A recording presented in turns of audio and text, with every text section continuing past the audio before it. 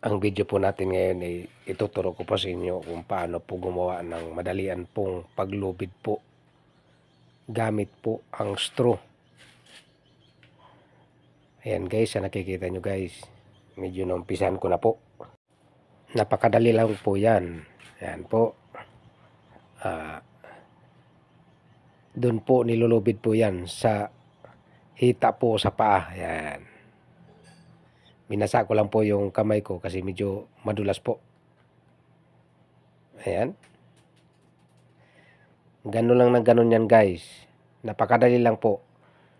Magagamit nyo po yan sa mga kortina kasi po nagkakabuhol-buhol po yung straw na hindi po nalulubid.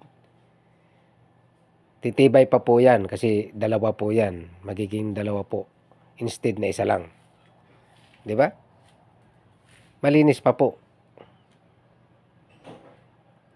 hindi katulad pag hindi nalulubid, naghihimulmul po yun.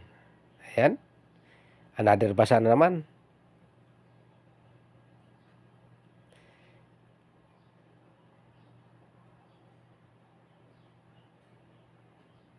Ayan.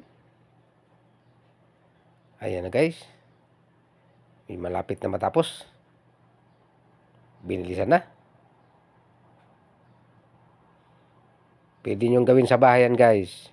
Kayang-kaya nyo yan. Ayan.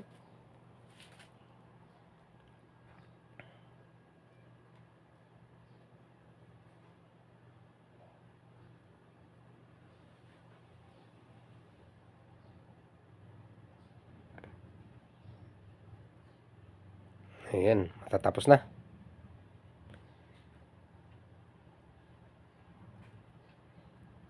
Ayan guys, tapos na guys. Tingnan nyo naman. Diba napakalinis? Thanks for watching.